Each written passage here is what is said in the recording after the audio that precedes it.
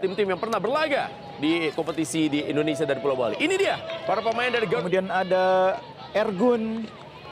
Masih ada beberapa nama lama seperti Kaviatur, Frisal Rizky, Iqbal, Habil, Rizar.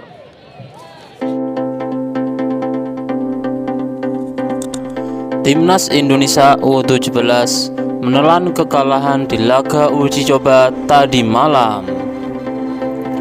Bermain di Stadion Kapten I Gusti Ngurah Rai ini berjalan intens.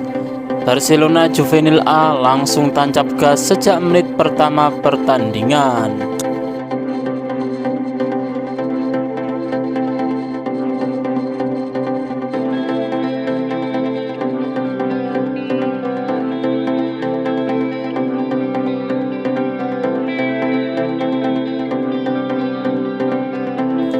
Timnas Indonesia U17 benar-benar kewalahan menghadapi gempuran para pemain Barcelona. Pasalnya tim asal Catalunya, Spanyol itu benar-benar membombardir pertahanan Indonesia. Setelah melakukan sejumlah percobaan, Barcelona Juvenil A berhasil membuka unggulan di menit ke-26. Tembakan Brian Farinas berhasil mengoyak gawang Indonesia sehingga Las Azulgrana unggul 1-0. Tertinggal 1-0, Timnas Indonesia U17 mencoba untuk menaikkan tempo serangan mereka. Namun mereka kesulitan untuk membongkar pertahanan Barcelona. Di akhir babak pertama, gawang Indonesia kembali bobol sehingga babak pertama berakhir dengan skor 2-0 untuk keunggulan Barcelona. Di babak kedua, jalannya pertandingan tidak banyak berubah. Timnas Indonesia U17 mendapatkan serangan bertubi-tubi dari Barcelona.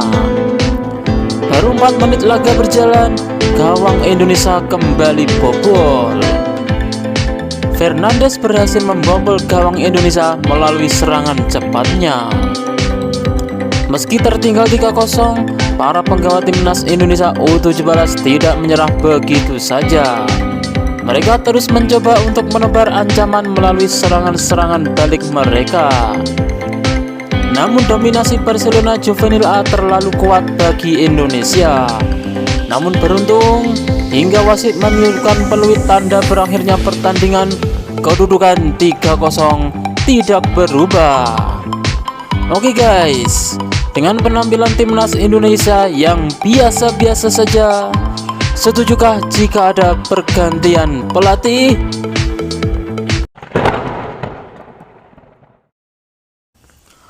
Tahukah kamu kenapa Sintayong tolak pinangan dari Cina malah pilih Indonesia? Padahal mahar dari Cina 3 kali lipat lebih besar daripada Indonesia. Begini ceritanya.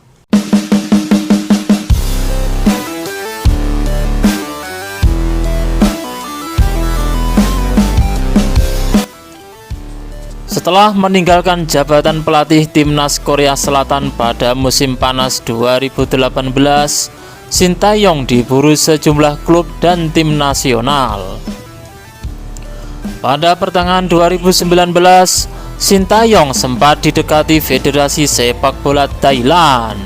Namun, kesempatan batal terjadi sehingga FAT alias Federasi Sepak Bola Thailand akhirnya menunjuk Akira Nishino untuk membesut Chanatip Songkrasin dan kawan-kawan.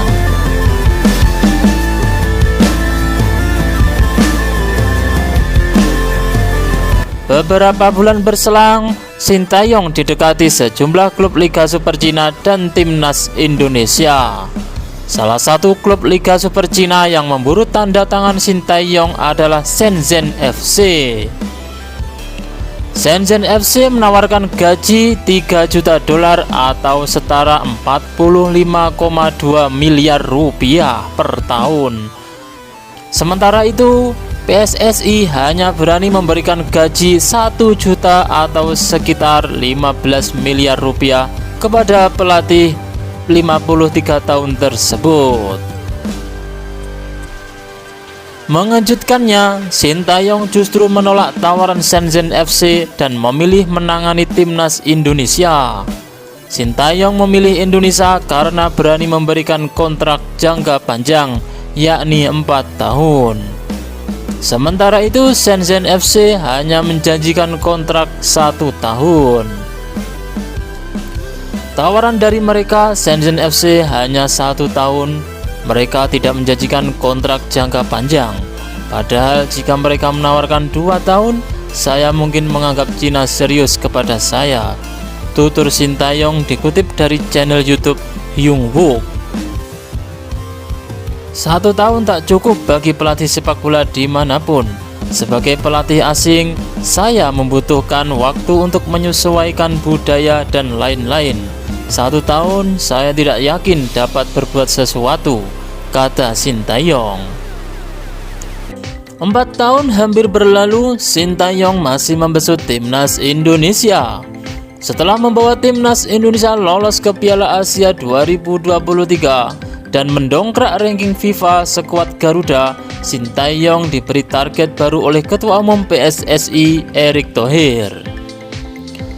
Sintayong diminta membawa timnas Indonesia melaju sejauh mungkin di kualifikasi Piala Dunia 2026 dan lolos ke Olimpiade Paris 2024. Di kualifikasi Piala Dunia 2026, timnas Indonesia akan menghadapi Brunei di babak pertama pada 12 dan 17 Oktober 2023.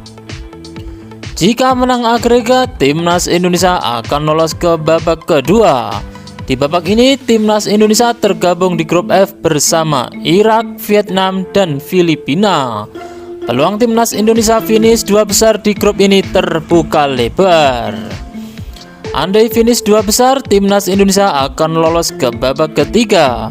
Di babak ketiga ini, timnas Indonesia wajib finish 2 besar demi lolos otomatis ke Piala Dunia 2026.